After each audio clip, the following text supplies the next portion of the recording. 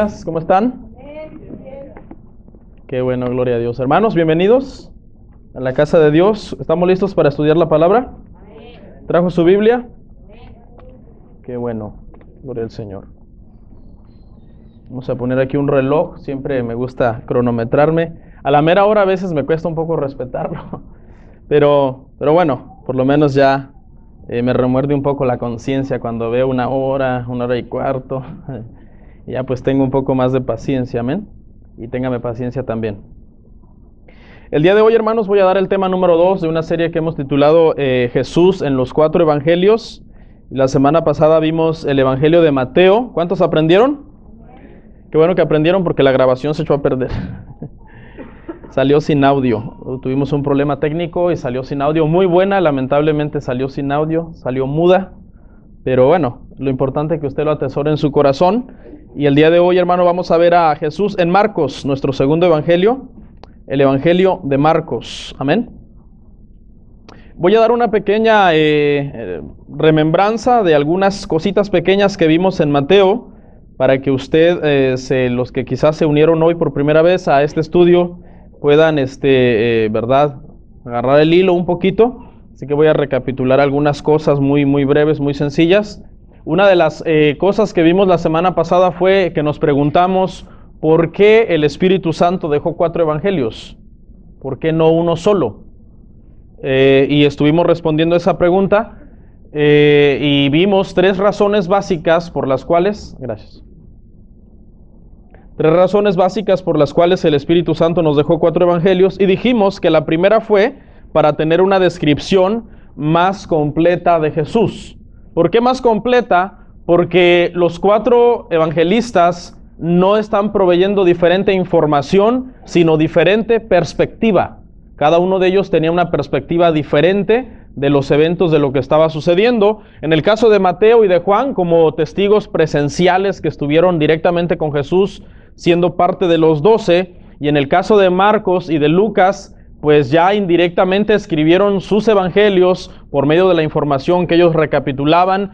Y vamos a aprender también, hermano, en este estudio que aparentemente, aunque Marcos y Lucas no eran de los 12, quizás muchas veces pasamos por alto de que simplemente de dónde salieron, pero en realidad el Nuevo Testamento nos da bastante información y bastantes datos sobre quiénes eran estos otros evangelistas, amén. Entonces, la razón número 1 por la cual el Espíritu Santo permitió que 4 evangelios canónicos estén en la Biblia es para una descripción más completa de Jesús. ¿Por qué? Porque tenemos la misma información en Mateo, la misma información en Marcos, la misma información en Lucas, la misma información entre comillas en Juan, porque es un evangelio más teológico, más profundo, diferente, no es un evangelio sinóptico.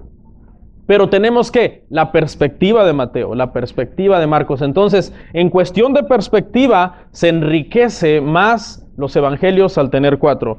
La segunda razón fue para verificar la autenticidad de los relatos del ministerio de Jesús. Esto Dios intencionalmente lo permitió, que hubiera más de un solo testigo, porque Él mismo había dicho en Deuteronomio que el testimonio de una persona no era válido, a no ser que fuera por boca de 2 o de 3 o de más testigos.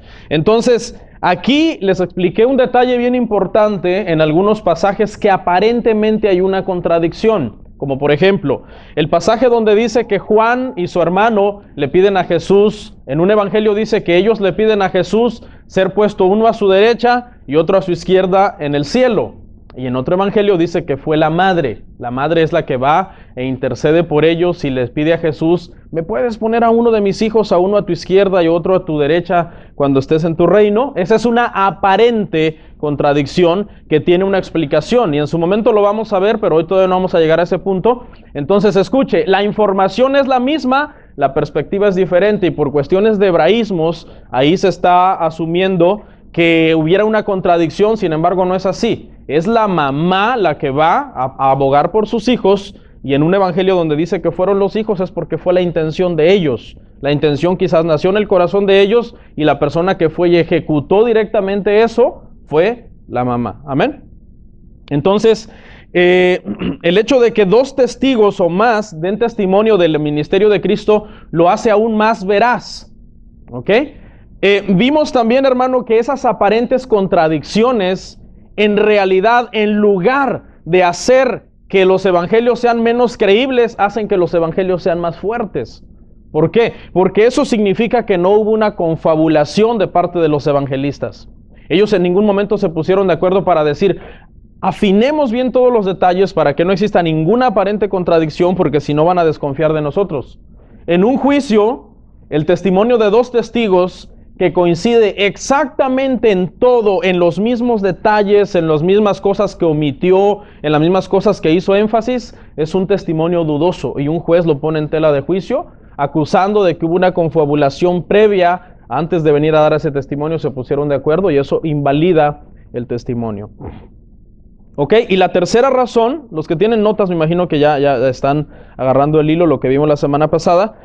La tercera razón por qué el Espíritu Santo nos deja 4 evangelios en la Biblia es para recompensar con perlas espirituales a los lectores de la palabra del Señor. Porque a la hora que se compaginan pasajes de un evangelio y de otro, se pueden encontrar riqueza espiritual en algún detalle que Mateo omitió, pero que Marcos enfatizó. Ahora, ¿por qué algún evangelista omitía detalles en un aspecto y en ese mismo aspecto otro evangelista enfatizaba? Por el propósito que tenía cada uno de los evangelistas detrás de la audiencia a la que se estaba dirigiendo. Cada evangelista tenía una agenda específica. ¿Sí? Vimos la semana pasada que Mateo era un evangelio ¿a quién? A los judíos. Está conocido como el evangelio a los israelitas. Entonces Mateo viene y hace un tremendo énfasis en la genealogía de Jesús para conectar a Jesús con Abraham. Hace un tremendo énfasis en su nacimiento, en cómo es el nacimiento de Jesús, cómo es anunciado por los sabios que ¿verdad? Anunciaron el nacimiento de Jesús. Y hace un énfasis en Jesús como ¿qué? La ley en persona. Para Mateo, Jesús es la ley en persona. Para Mateo, Jesús es el nuevo Moisés. Para Mateo, en el tiempo de la ley, Moisés subió al monte Sinaí y comenzó a recibir la ley de Dios. Y para Mateo, Jesús es el nuevo Moisés que sube a la montaña y da su sermón del monte, en donde él dice, oísteis que fue dicho, mas yo os digo. Y Jesús viene y toma un mandamiento de la ley y lo intensifica en la misma dirección. Oísteis que fue dicho, no matarás, mas yo os digo que si odias a tu hermano ya mataste. Oísteis que fue dicho, no cometerás adulterio, mas yo os digo que si miras a una mujer para codiciarla ya adulteraste con ella. ¿Sí? Lo que Jesús hace es presentarse como el nuevo Moisés en el Evangelio de Mateo. Eso es lo que Mateo hace, ese es su énfasis. ¿Sí? ¿Se acuerdan de eso? Ok, entonces esa es, hermano, la tercera razón. Entonces, tengo aquí una nota importante. Los evangelios no se contradicen, sino que se complementan. Esa es la explicación. En algunos pasajes que se difiere en información, se difiere quizás en los detalles, no en la información, es para complementar, es para hacer más rico todavía el pasaje. Gloria al Señor. Vamos a estar en pie un par de minutos y por favor abra su Biblia conmigo en Marcos capítulo 1.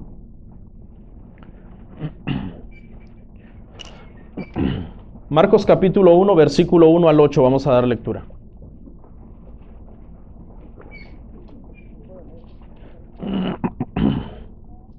Cuando lo tenga me dice un amén.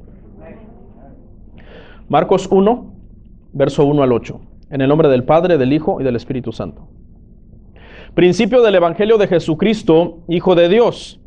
Como está escrito en Isaías el profeta. He aquí yo envío mi mensajero delante de tu faz, el cual prepara tu camino delante de ti. Voz del que clama en el desierto, preparad el camino del Señor. Enderezad sus sendas. Dice, bautizaba Juan en el desierto y predicaba el bautismo de arrepentimiento para perdón de pecados. Y salían a él toda la provincia de Judea y todos los de Jerusalén, y eran bautizados por él en el río Jordán, confesando sus pecados. Y Juan estaba vestido de pelo de camello, y tenía un cinto de cuero alrededor de sus lomos, y comía langostas y miel silvestre, y predicaba diciendo, viene tras mí el que es más poderoso que yo, a quien no soy digno de desatar encorvado la correa de su calzado. Yo a la verdad os he bautizado con agua, pero él os bautizará con Espíritu Santo. Incline su rostro, vamos a orar. Padre, te damos gracias en el nombre de Jesús. Gracias, Señor, porque nos permites estar en tu casa para estudiar tu palabra. Gracias por la vida de cada persona que se dio cita en este lugar. Señor, en este momento nos depositamos en tus manos, Señor, para que cada palabra que sale de nuestros labios sea, Padre, esa palabra que forma y que transforma la vida de cada persona, Señor. En el nombre de Cristo Jesús te damos gracias. Amén. Y amén. ¿Pueden sentarse, hermanos?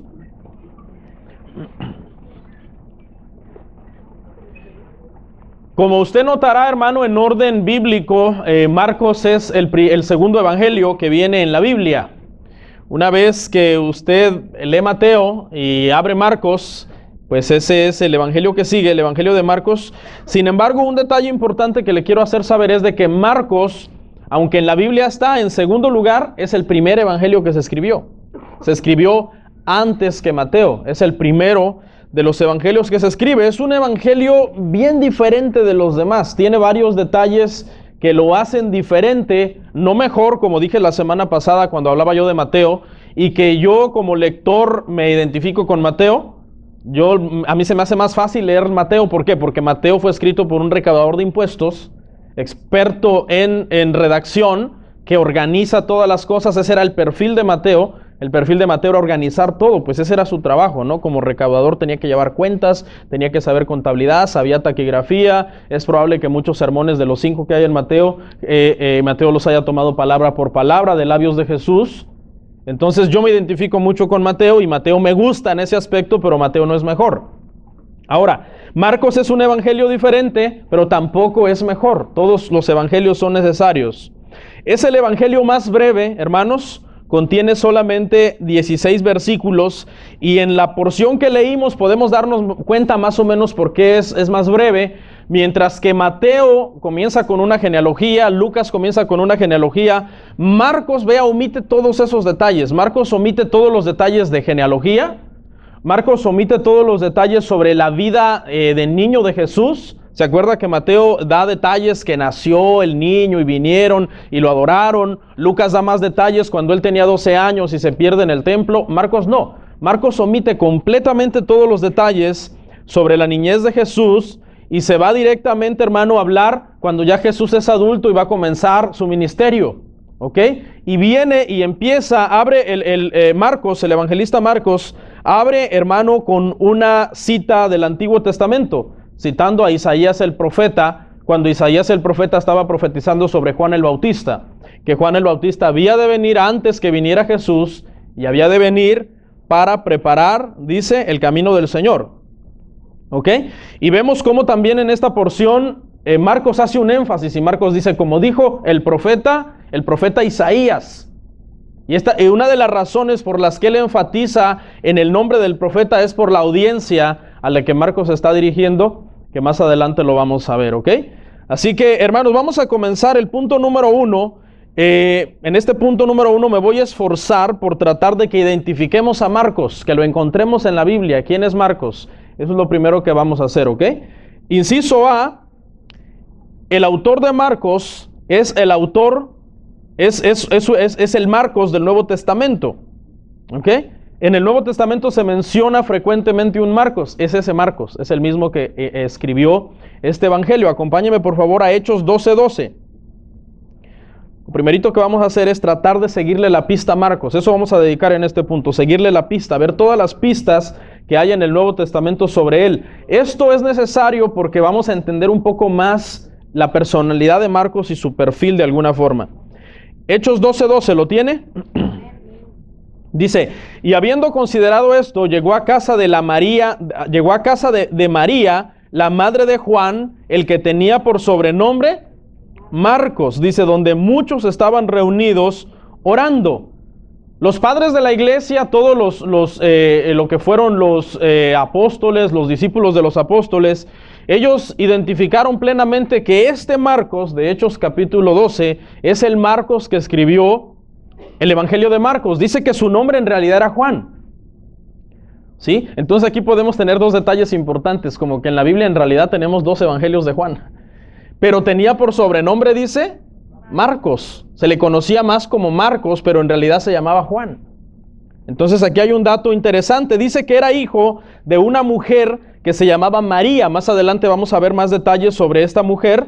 Pero es bien interesante, hermano, aprender en esta parte que este Marcos, de Hechos 12:12, es el Marcos que escribe el Evangelio de Marcos. Segunda característica, es discípulo de Pedro. Marcos es discípulo de Pedro. ¿Ok? Marcos, cuando él escribe su evangelio, de hecho ninguno de los evangelistas lo hizo, ninguno dijo, yo soy Juan el que escribió este evangelio, ni Mateo, yo soy Mateo el que escribió este evangelio. Ningún evangelista se identificó como el escritor de uno de los evangelios, ninguno. Se deduce obviamente, y todos los padres de la iglesia dicen, Mateo lo escribió Mateo, Marcos lo escribió Marcos, Lucas lo escribió Lucas, Juan lo escribió Juan, porque son personajes que se identifican y se conocían en ese momento. ¿Ok? Entonces esto es algo unánime, todo el mundo sabe que Marcos escribió Marcos. Vamos a ver en Primera de Pedro 5:13, hermanos, siguiéndole la pista a Marcos. Primera de Pedro 5:13. Dice Pedro, la iglesia que está en Babilonia, elegida juntamente con vosotros, y Marcos, mi hijo, os saludan. Este es el mismo Juan Marcos de Hechos 12:12. Y aquí el apóstol Pedro llama a Marcos, mi hijo. ¿Ok? Ahora, quiero explicar algo aquí. Es una expresión cariñosa. ¿Ok? Es una expresión cariñosa por el tremendo afecto y la tremenda cercanía que había entre Marcos y Pedro. No es de que Marcos era precisamente de alguna forma como se abusa mucho hoy en el tema de tú eres mi hijo espiritual, así es que límpiame los zapatos. No, ese tema de la paternidad espiritual estamos viendo los tiempos hoy en donde se ha llevado al extremo. Y ya el padre espiritual de muchos ya se cree infalible, el superungido, y todos los demás tienen que hacer lo que él dice, aunque él esté mal. No, aquí es una cuestión afectuosa. El apóstol Pedro ve a Marcos con amor y dice, mi hijo Juan, no es su hijo biológico. ¿Ok? Pero de alguna forma el tremendo afecto que los une en el ministerio hace que lo llame su hijo. Los historiadores dicen que Marcos era el intérprete de Pedro en algunas de las misiones que hacían. ¿Ok? Era el intérprete, o sea, es probable que algunos otros idiomas que él hablaba y que Pedro estaba limitado en esos idiomas, Marcos traducía e interpretaba algunas de las misiones o algunos de los mensajes que Pedro daba. Pero aparte de ser su intérprete, escuche, Marcos es el que escribe Marcos porque lo está oyendo de Pedro. Podríamos decir entonces que el Evangelio de Marcos es el Evangelio de los labios de Pedro escrito con el tintero de Marcos. Eso es el Evangelio de Marcos, es el relato de Pedro. Pedro es quien relata todo a Marcos. Marcos estuvo presente en algunos eventos, en algunos chispazos del ministerio de Jesús, pero no era de los 12, así que él no tenía toda la información. Es a través de los labios de Pedro que él recopila toda esta información que él va a plasmar en este Evangelio de Marcos. Entonces, detalle importante, punto 2, vimos acá, hermanos, que es ¿qué? Discípulo de Pedro. Marcos es discípulo de Pedro. Es información de primera mano. Podemos creer el testimonio de Marcos, porque es información directamente del apóstol Pedro, quien fue uno de los 12, quien era el que estaba más pegado ahí con Jesús todo el tiempo, ¿no? En todo momento estaba ahí Pedro. Yo no te negaré, Señor, aunque era un cristiano emocionado, como muchos, no quiero ver a nadie. Era un cristiano bien emocionado, se adelantaba, yo iré a la cárcel por ti, yo iré, Señor, Señor, no vayas, mira que te van a matar. Quítate, Satanás, le dijo el Señor. Pero cuando Pedro madura, si usted ve al Pedro en Juan, es un Pedro maduro, que el Señor le dice, Pedro, ¿me amas? Y Pedro no empieza, claro que sí, Señor, hasta la muerte y daré la vida por ti. Pedro contesta humildemente, sí, Señor, te amo. Ya como más calmado vemos a otro Pedro. Y el Señor sigue insistiendo para ver si sale el Pedro de antes. Pedro, ¿me amas? La segunda vez. Señor, te amo, le dice la segunda vez. Y cada vez que le dice te amo, Jesús le da una instrucción. Apacienta mis ovejas, pastorea mis ovejas, alimenta mis corderos. Y la tercera vez Jesús le dice, Pedro, ¿me amas? Y dice que Pedro se puso muy triste. Es otro Pedro, un Pedro más humilde. Ya no era un Pedro tan arrojado y como era antes. Entonces esto nos habla de qué, hermano? De la madurez que debemos de tener. Tú no puedes seguir siendo el mismo de hace años. Tienes que cambiar, amén. ¿Qué otro dato? Sigámosle la pista a Marcos. Marcos es sobrino de Bernabé. Ok, ¿quién es Bernabé? Sabemos que Bernabé es un hombre muy importante en la historia del Nuevo Testamento, porque Bernabé es un acompañante de Pablo en los viajes misioneros que ellos hicieron. En el primer viaje misionero cristiano de la historia que la historia cristiana registra, Bernabé estuvo presente. Estuvo también ahí Pablo. Ellos fueron los que hicieron el primer viaje misionero que existió en toda la historia del mundo cristiano. Y Marcos era su sobrino de Bernabé. Colosenses 4:10, hermanos. Colosenses 4:10.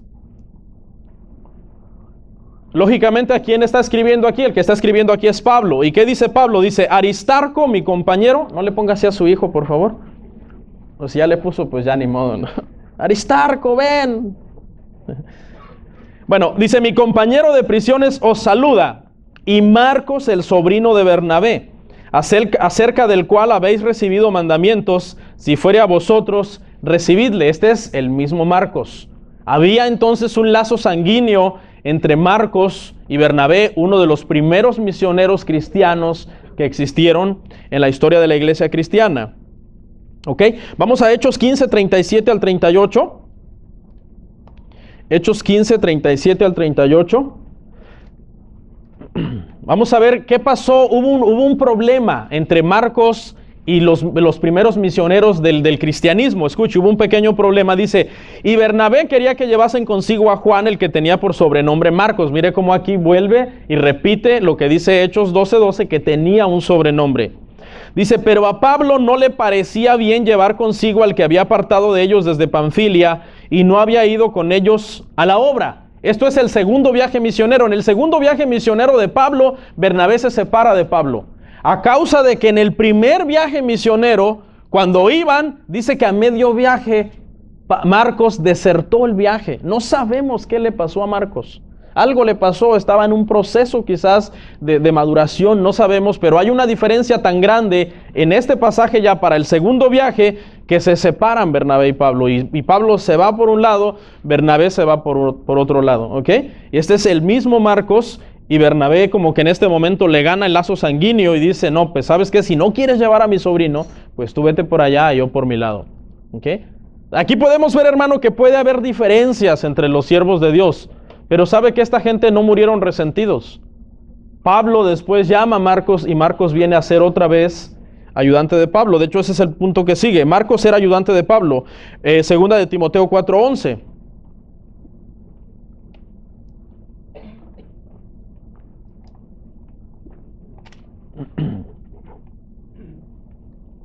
Marcos, ayudante de Pablo. ¿Tiene segunda de Timoteo 4:11?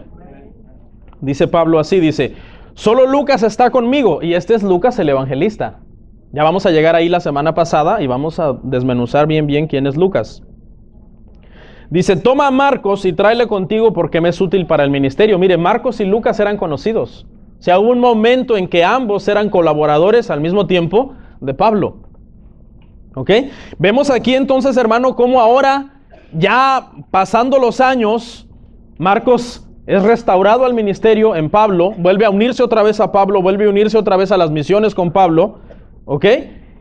Algunos historiadores dicen algo interesante, dicen que Pedro es encarcelado, Pedro es crucificado de cabeza, pidió ser crucificado según la historia, ¿verdad? Él dijo, no soy digno de ser crucificado igual que mi Señor. Y entonces cuando Pedro muere, Marcos queda solo. Y entonces Pablo dice, tráeme a Marcos. ¿Sí? Tráeme a Marcos para acá, lo manda a llamar y entonces de alguna forma ya ahora Marcos no está sujeto a Pedro, Pedro ya no está y viene Marcos y se pone entonces a los pies de Pablo para seguir aprendiendo y seguir siendo instruido. Un detalle bien interesante, hermano, cómo se tienen que superar cualquier prueba, cualquier situación en el evangelio y uno tiene que continuar. ¿Sí? A veces hay piedras en nuestro caminar cristiano, hermano, que a veces te hacen así tambalear y tú dices, wow, esto está duro. Yo me imagino a Marcos ahí pensando, me apresaron a Pedro, ¿y qué hago? Y el Señor lo manda a llamar a través de Pablo, le dice, ¿cómo que qué haces? Vente a trabajar y ponte a servir porque eres necesario en el ministerio. ¿Cuántos saben que somos necesarios en la obra del Señor? ¿Ok? Entonces, dato importante allí. ¿Qué más? Marcos era el hijo de una seguidora de Jesús. ¿Ok? No es de los 12, pero es hijo de una de las seguidoras. Ahora, esta seguidora no es de las 12 tampoco, sino que en el ministerio de Jesús había muchas mujeres que estaban participando. ¿Quiénes fueron las primeras que se dieron cuenta que Jesús había resucitado? Las mujeres.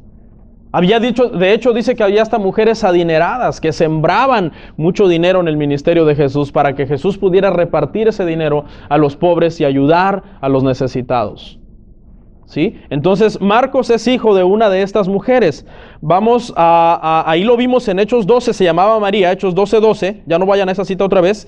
Se llamaba María esta mujer, era una mujer rica, era una mujer influyente, era una mujer que los historiadores dicen que es la dueña del aposento alto donde Jesús celebra la última cena, y es la dueña del huerto de Getsemaní. ¿Se acuerdan cuando Jesús celebra la última cena con sus apóstoles? Él pide un lugar especial, ese lugar es encontrado, se reúnen ahí, Jesús celebra la cena con ellos, Jesús se baja del aposento y anda en el huerto de Getsemaní caminando cuando vienen y lo apresan. María, esa mujer de Hechos 12:12, es la dueña de todo ese lugar y era una mujer muy influyente. Vamos a ver ya lo vimos en Hechos 12:12, vamos a ver el refuerzo en Lucas 22:10. Lucas 22:10.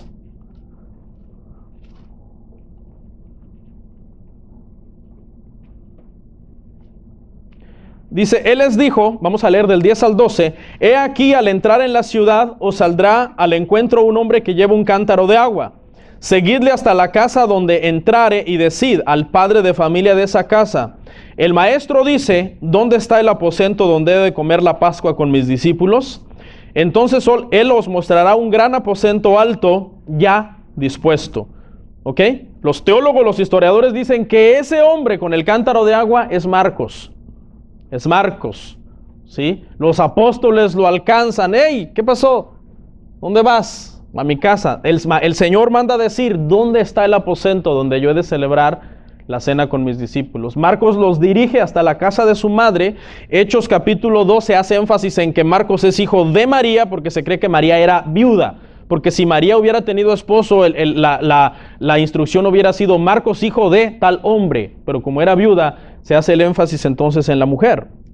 Entonces Marcos lleva a los discípulos, hermano, a este aposento, les muestra este lugar y allí es donde ellos celebran la cena. Entonces este es Marcos, hijo de una mujer que era seguidora de Jesús, estaba involucrada en el ministerio de Jesús. Entonces podemos ver que Marcos vio algunas cosas. Vamos a ver una cosa que Marcos vio. Marcos vio algo en el ministerio de Jesús, ¿ok? Último punto. Marcos es el joven que huyó desnudo. Marcos 14, 51 al 52. Un pasaje que pareciera que no tiene nada que ver allí. Tú dices, ¿y este pasaje para qué el Espíritu Santo lo puso acá? Vamos a ver por qué está ahí. Marcos 14, 51 al 52.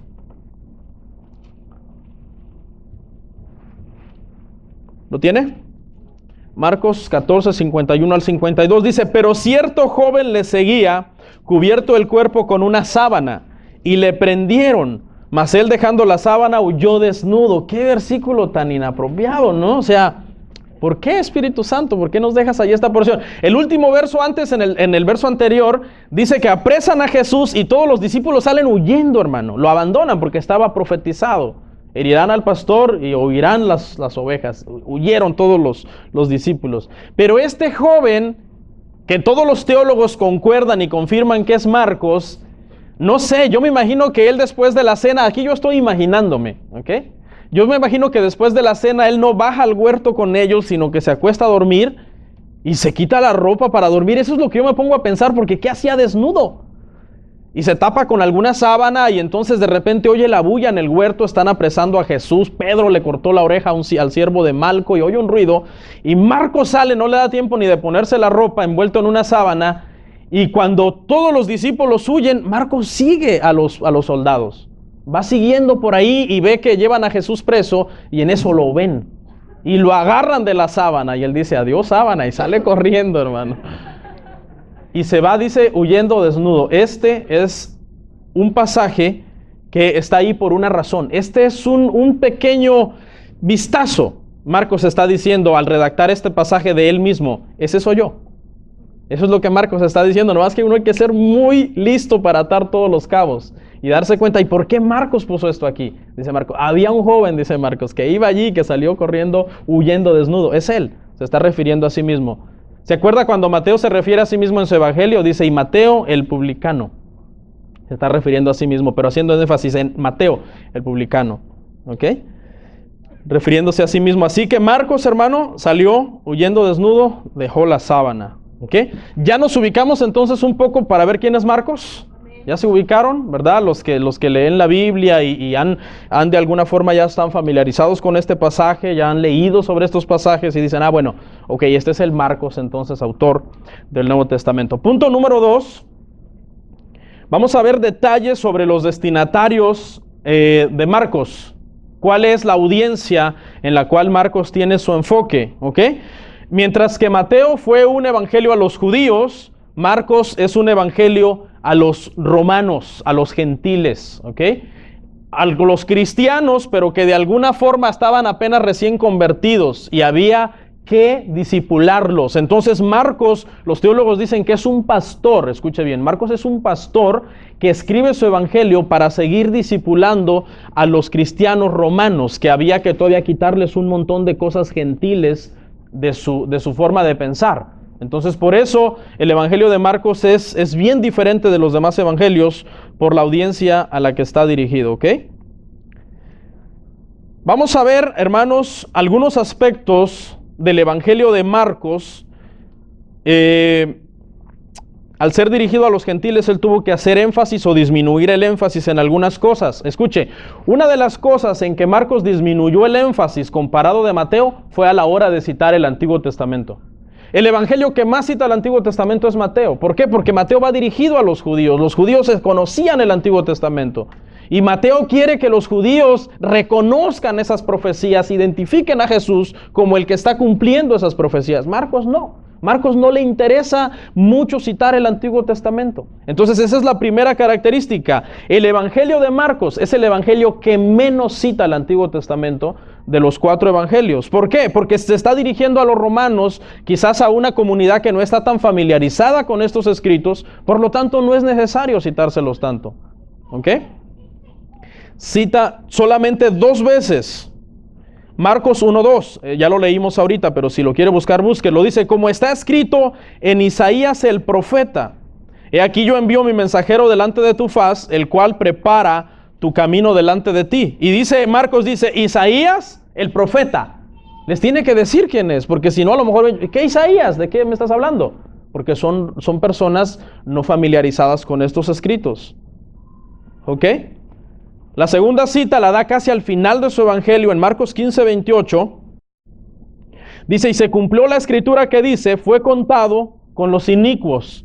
Y mientras que en la primera enfatiza en que fue Isaías, aquí ni siquiera dice, bueno, ya, ni siquiera les voy a decir quién fue. Es así, lo voy a dejar.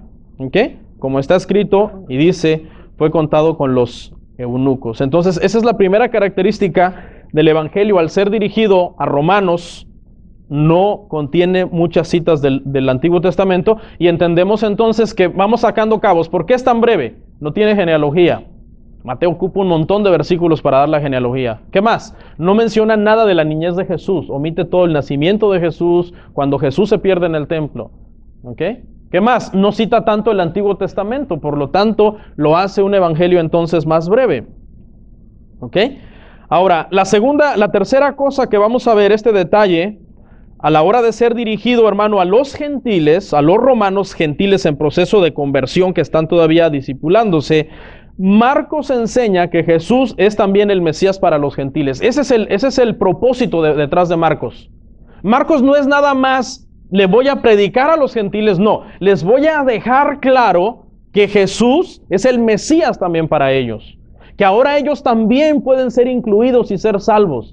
Ya Mateo les hizo énfasis a los judíos, que él era el que estaban esperando por 1500 años. Ahora, mi trabajo es decirle a los gentiles que también es para ellos. ¿Ok? También ustedes son salvos a través de él. Esa es la razón por la que Marcos, hermano, hace tanto énfasis, ahorita vamos a verlo más adelante, en milagros. Marcos es el evangelio que más milagros contiene. ¿Por qué? Porque a los gentiles no había que darles tanta enseñanza, sino demostrarles que Jesús era Dios. ¿Ok? Cuarto rasgo o característica que encontramos al ser dirigido a los romanos: Marcos, a diferencia de Mateo, explica todos los arameísmos y los usos judíos. ¿Qué es un arameísmo? Recuerde que Jesús tenía un lenguaje natal que era el arameo. por ser galileo, hablaba arameo, que era una especie como de dialecto en Israel, pero no cualquier dialecto, sino como un idioma secundario. Sí, entonces Marcos es un evangelio que cuando llega a los arameísmos que Jesús dijo, él tuvo que decirles y traducírselos, porque les estaba hablando a romanos, no le estaba hablando a judíos familiarizados con estos términos y usos judíos también. Vamos a ver algunos. Por ejemplo, en Marcos 3:17, si es rápido para la Biblia, vaya conmigo, de preferencia vaya conmigo a la Biblia, para eso la trajo. En Marcos 3:17 explica qué significa Boanerges. Dice: a Jacobo, hijo de Zebedeo, y a Juan, hermano de Jacobo, a quienes apellidó Boanerges, esto es, hijos del trueno. ¿Sí? ¿Se acuerda por qué? Porque dice que en una ciudad los rechazaron. Y entonces dice que estos dos se enojaron. Señor, ¿quieres que hagamos que descienda fuego del cielo y los consuma? Y Jesús les dice: ustedes no saben ni de qué espíritu son. Y les pone como apellido, dice como sobrenombre, Boanerges, que significa los hijos del trueno. Entonces ahí, ¿qué hace Marcos? Dice, lo traduce. Dice, esto es, ahí les está explicando, esto es. Si hubiera sido para otros, esa parte que dice, esto es, hijo del trueno, se hubiera podido omitir, porque hubiera sido como redundar en explicar algo que alguien ya sabe. Talita Kumi, Marcos 5:41, vamos adelante. Marcos 5:41, estos son arameísmos. Tomando la mano de la niña le dijo, Talita Kumi, y Marcos dice, que traducido es, niña, a ti te digo, levántate. Así dígale a su hija mañana cuando no quiera ir a la escuela, Talita Kumi, porque como andaban de vacaciones bien campantes y todo, ¿verdad? Pero ya se les acabó el 20, ¿sí? Y entonces viene Marcos y dice, que traducido es, tiene que traducir los arameísmos. Otro, vamos a ver varios, para que se enriquezca el mensaje. Corbán. Marcos 7:11, por favor.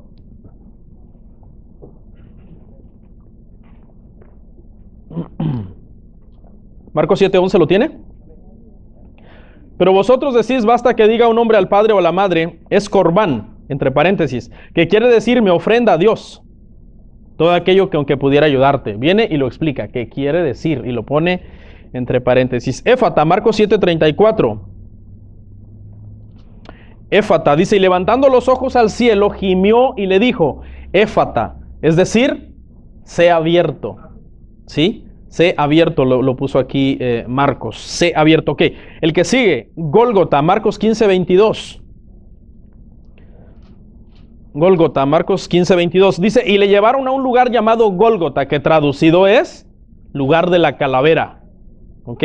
Y ahí fue, sabemos, crucificado el Señor. La última, Marcos 5:34, Eloi.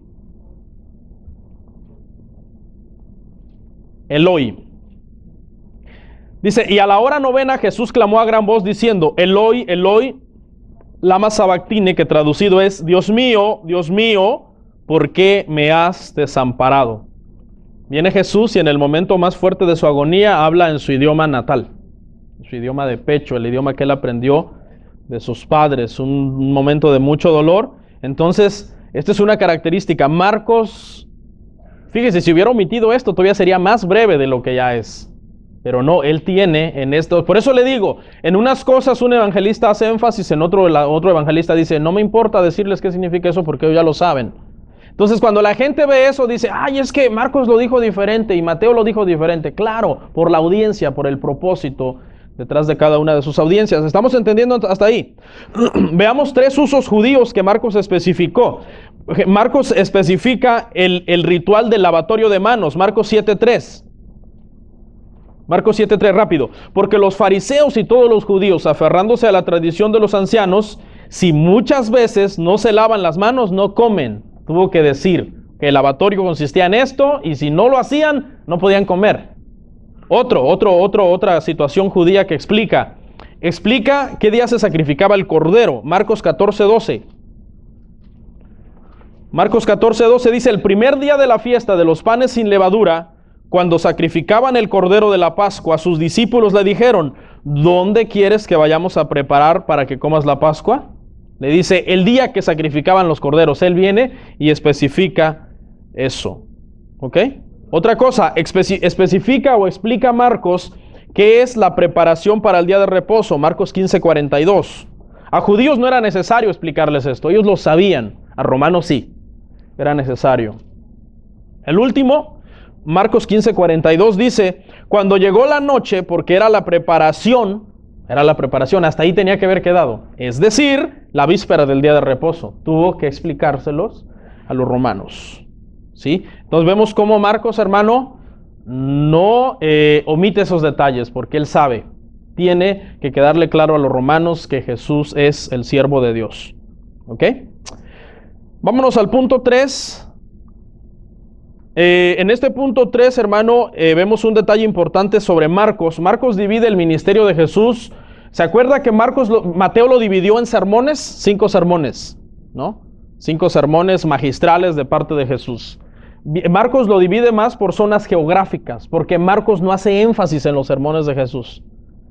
Marcos no le interesa presentar a Jesús como el que habla mucho y sabe mucho, mientras Mateo sí.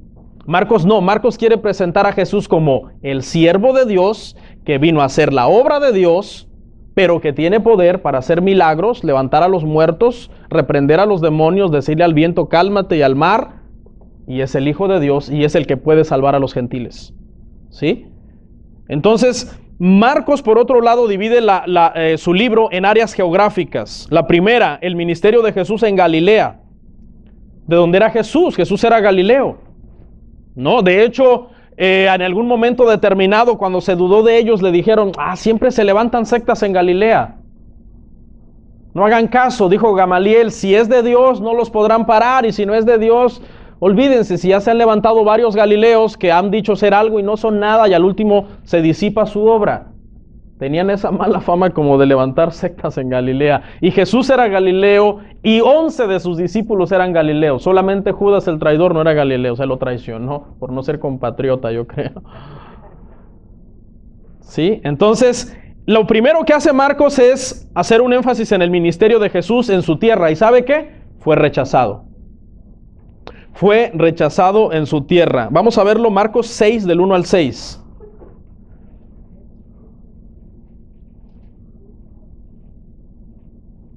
Marcos 6 del 1 al 6, ¿lo tiene? Dice, salió Jesús de allí y vino a su tierra y le seguían sus discípulos, y llegando el día de reposo comenzó a enseñar en la sinagoga, y muchos oyéndole se admiraban y decían, ¿de dónde tiene estas cosas? ¿Y qué sabiduría es esta? ¿Qué sabiduría es esta que le es dada? Y estos milagros que por sus manos son hechos. ¿No es este el carpintero, hijo de María, hermano de Jacobo, de José, de Judas y de Simón? ¿No están también aquí con nosotros sus hermanas? Se escandalizaban de él, dice, mas Jesús les decía, no hay profeta sin honra sino en su propia tierra y entre sus parientes y en su casa. Y no pudo hacer allí ningún milagro, mientras que Marcos es un evangelio de milagros, ahí no pudo, escuche, salvo que sanó a unos pocos enfermos poniendo sobre ellos las manos, y estaba asombrado de la incredulidad de ellos, y recorría las aldeas alrededor enseñando. Jesús dice, no hay profeta sin honra sino en su propia tierra. Y eso es algo cierto, yo he comprobado eso, hermano. Sabe que muchas veces la gente se familiariza tanto con su iglesia y con su pastor que lo menosprecian. Dicen, no, pues. Y más bien otras personas de otro lado te escriben, pastor, ¿tiene una filial aquí? No tenemos. ¿Cuántas horas me queda? Como a 2 horas. Pues a ver si voy. Está un poco lejos, pero a ver si voy. Y la gente aquí cerca no viene. Es más fácil que muchas veces la gente sea reconocida, aceptada, o hasta ya la gente, yo quisiera oírlo predicar en vivo, quizás algún pastor, ¿no? Yo quisiera oír predicar en vivo a ese pastor, solamente lo puedo oír por internet. Y la gente que puede ir y oírlo en vivo, no va. Es como, la gente llega a familiarizarse tanto, el pastor, la iglesia, y entonces esa familiarizarse tanto con su pastor y con su iglesia hace que lo menosprecie y lo tengan menos. Es muy común que los peores enemigos que llegáramos a tener sean los que nos rodean por acá. Y que gente hasta de otros países más bien quieran quizás escuchar la palabra de Dios. Eso le pasó a Jesús. Lo tuvieron en menos, se les hizo común. Es Jesús, el hijo de fulano. Sus hermanos están acá con nosotros. Él es de acá. Y no pudo, dice, hacer muchos milagros más que sanar a unos pocos enfermos en ese lugar. Entonces hay que tener cuidado con esta situación de que a veces menospreciamos la iglesia, menospreciamos la prédica, porque es común, se nos hace común. Todos los domingos lo oigo. Todos los domingos es lo mismo. No, no es lo mismo. Es la palabra de Dios siempre, ¿ok? La segunda área geográfica en Marcos fue a otras regiones. Sabemos que Jesús, hermano, fue aceptado por los extranjeros. Dice que su fama se corría por muchas ciudades y lugares. Dice hasta por Asiria llegó la fama de Jesús. ¿Se acuerdan de la mujer sirofenicia que creyó y tuvo una fe tan tremenda? Y Jesús le dice: es que no puedo dar el pan de los hijos a los perrillos, Señor, pero aún los perrillos comen de las migajas que se caen de la mesa de sus amos. Y Jesús dice: nunca había visto a alguien con tanta fe, ni en Israel. Por eso cuando Jesús manda a sus discípulos les dice: vayan y predíquenle a las ovejas perdidas de Israel. No vayan por camino de samaritanos ni por camino de gentiles, vayan a las ovejas perdidas de Israel. Los extranjeros en esta porción, en esta área geográfica de lugares extranjeros donde Jesús fue a predicar, fue aceptado, fue recibido por todos, ¿ok? Y la última área geográfica es Jerusalén. Es tan importante para Marcos esta área geográfica que le dedica 6 de los 16 capítulos. Desde el capítulo 11, Jesús hace su entrada triunfal en Jerusalén. ¿Por qué? Le dedica mucho tiempo porque Marcos quiere hacer énfasis en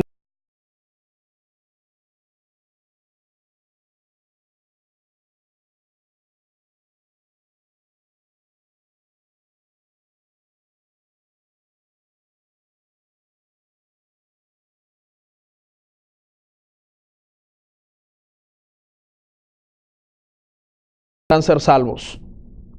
¿Sí? Lo presenta como el siervo sufriente de Jehová, como el que dice: yo he venido a servirles.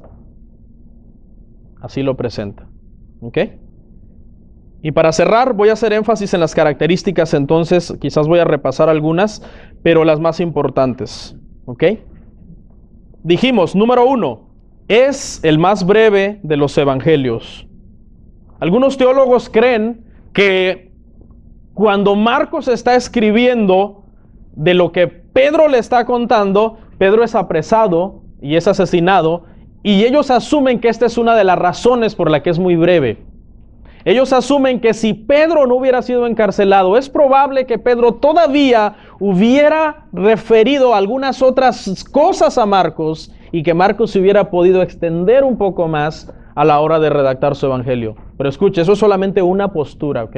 No le estoy diciendo yo, así es. Es una postura, suena un poco como lógica, como que tuviera sentido, en vista de que ya vimos anteriormente que se cree que Pedro muere y que por eso Pablo manda a llamar a Marcos. En vista de ese dato, como que hiciera clic, como que coincidiera, pero no es algo inspirado, que es una mera postura, y quiero que eso le quede claro, tiene un poco de sentido. Claro, Marcos tiene su final y todo, ¿sí? Y hay un detalle sobre Marcos que no lo voy a dar acá, para eso tendría que preparar una enseñanza específica sobre ese tema, en donde hay unos versículos del Evangelio de Marcos, la parte final, que en los originales no aparecen. En los primeros escritos, el sinaítico y otros escritos que fue de donde se tomaron muchas de las cosas del Evangelio, es donde esos versos no aparecen, pero eso en otra ocasión se le conoce como versículos espurios. Y estos versículos, ¿por qué están aquí en Marcos si en el original no está? En un momento determinado tengo que dedicar una hora quizás a explicar solo eso. No voy a entrar ahí, pero ¿a dónde lo quiero llevar? Que quizás esa postura de que Pedro muere y por eso Marcos termina abruptamente el evangelio, yo creo es falsa. ¿Por qué? Porque hay un final. El evangelio de Marcos tiene un final. ¿Ok? Pastor MacArthur cree que es en el versículo 8 que termina Marcos. Vamos a buscarlo. 16:8.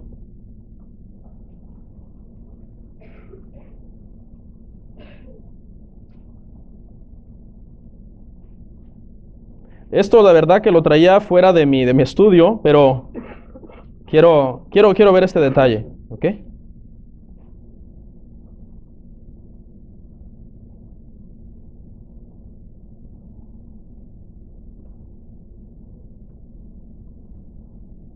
Sí, exacto, versículo 8.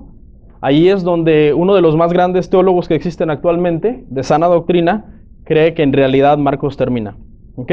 La pregunta sería, ¿qué hacemos con el versículo 9 hasta el 20? Bueno, eso lo vamos a dejar para otro día. Ahí vamos a contestar muchas preguntas, pastor, pero si la Biblia dice que toda la escritura es inspirada por Dios, Porque hay estos versículos espurios en Marcos. ¿Qué pasó? Bueno, es un estudio que tendríamos que ver. Vamos a volver a nuestro estudio el día de hoy. Déjelo ahí como un detalle y lo vamos a ver, ¿ok? Después. Ok, entonces dijimos, es el más breve de los evangelios. No tiene genealogía, no habla sobre la niñez de Jesús, omite pasajes del Antiguo Testamento, omite los sermones de Jesús, omite la mayoría de las parábolas de Jesús. Es un punto más importante, más adelante. Escrito a los romanos. ¿Cómo sabemos que es escrito a los romanos? Bueno, recuerde que Pablo escribió a los romanos. Pablo era compañero de Marcos, ¿ok? Explica todos los arameísmos, todos los usos y costumbres judías para ellos. Inciso C. Marcos presenta a Jesús como el siervo de Dios. Lo presenta ocupado, lo presenta trabajando. En ningún otro evangelio se ve a Jesús tan ocupado como en Marcos. Jesús está cargado de trabajo. Va aquí, va allá, va a Galilea, va a Nazaret, va a las regiones extranjeras, regresa a Jerusalén, anda haciendo milagros. ¿Por qué? Porque lo presenta como siervo. Los romanos tenían en su mente que un siervo era un esclavo de un señor y que tenía que estar ocupado. Un señor en aquellos entonces no tenía un esclavo para que estuviera echándose aire con una palmera y tomando un coco. Entonces por ahí es donde Marcos quiere que ellos vean, sí, es un siervo, pero no es cualquier siervo. Eso es lo que Marcos les da a entender. ¿Con qué? Con todos los milagros que Jesús hace. ¿Ok?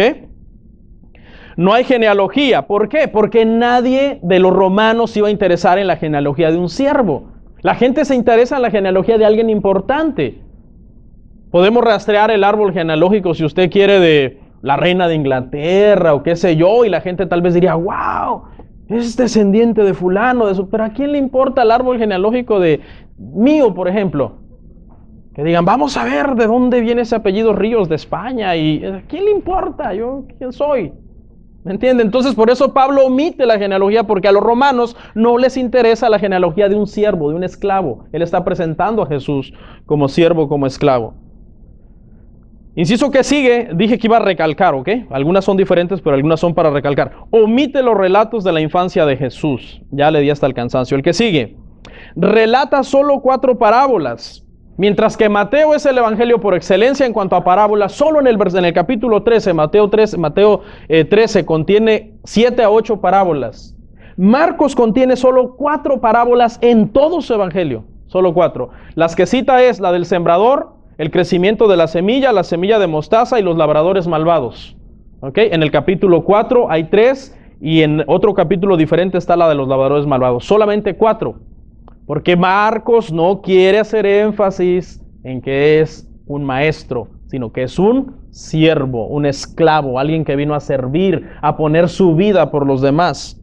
El símbolo de Marcos es un león. ¿Se acuerda que vimos que históricamente a los evangelios se les ha dado un símbolo? No es bíblico, pero los teólogos del pasado, los padres de la iglesia y todo, han dado un símbolo. Y en el caso de Marcos es un león porque el ministerio de Jesús principia en el desierto, rodeado, dice, de bestias salvajes. Entonces ese león tipifica cómo principia Jesús su ministerio en medio del desierto. ¿Se acuerdan que vimos que en el caso de Mateo es un libro de la ley? Algunos también lo ponen como un ángel o un ángel con un libro de la ley. Algunos usan el libro solo, otros el ángel solo, otros el ángel con un libro de la ley. ¿Por qué? Porque para Mateo Jesús es la ley en persona. ¿Ok? Entonces ese es el evangelio, ese es el símbolo en Marcos. El que sigue. Es el evangelio que más milagros relata. Ya se lo había dicho yo hace unos momentos. Marcos presenta a Jesús, el siervo, el esclavo, el que nadie se interesa por él, pero resulta que echa fuera a los demonios, resulta que calma las tempestades, que calma las aguas, que camina sobre el agua, que multiplica los panes y los peces. O sea, es un siervo, pero no es cualquier siervo, es Dios. Eso es lo que Marcos le está diciendo a los romanos. En Marcos hubo muchísimos endemoniados. Había endemoniados que estaban poseídos como el Gadareno y por esa posesión estaban ahí todos con una conducta extraña. Había otros que por otra parte el demonio se había vuelto una enfermedad. Dice, y echó fuera al demonio y el mudo habló. Entonces presenta Marcos a Jesús como un siervo, pero que tiene poder y autoridad sobre las huestes espirituales. Poderoso. ¿Qué más? Es el evangelio más antiguo. Escuche, no solamente Marcos es el primero de los evangelios en haberse escrito, se cree que es el primer libro del Nuevo Testamento en haberse escrito. O sea, aún antes que todas las epístolas, los Hechos de Pablo, las epístolas generales y el Apocalipsis. Se cree que es el evangelio más antiguo. ¿Ok? Último, termino. Se le conoce, hermanos, como el evangelio de la acción. Así es como se le conoce al evangelio de Marcos. El evangelio de la acción. ¿Por qué? Porque Jesús está constantemente en acción, en movimiento, trabajando. Para eso vino, para servir, no para ser servido, para poner su vida por muchos, para que esos sean salvos a través de su sacrificio. ¿Ok? Así es como vemos entonces a Jesús en Marcos. Conclusión, acompáñeme a Marcos 10:45. Marcos 10:45.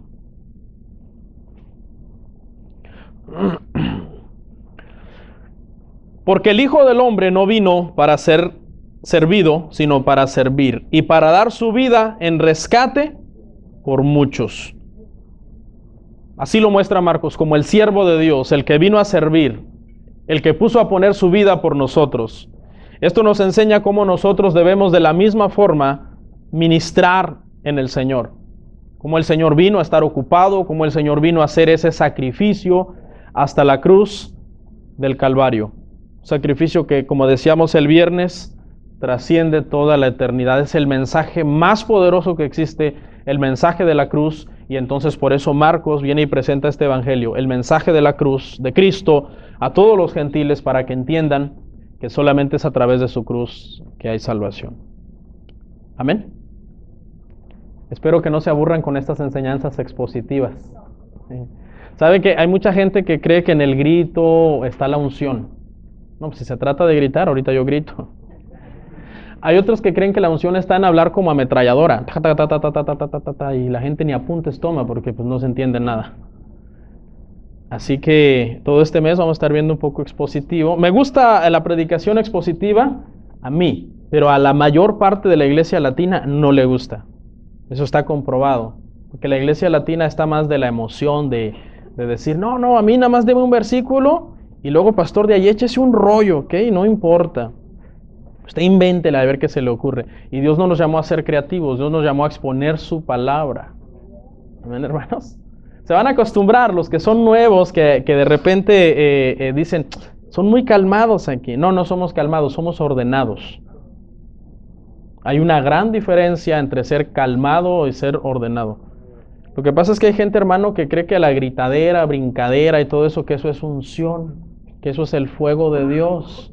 ¿Sabe usted cuál es, hermano, la mejor forma de ver que una iglesia esté viva? ¿Qué tanto esa iglesia conoce de la palabra de Dios? No es cuánto brincas, es cuánto conoces la palabra de Dios y cómo vives tu vida. Amén, hermanos. Así que espero este mes no aburrirlos con esta enseñanza expositiva. Ya solamente faltan 2. Incline su rostro.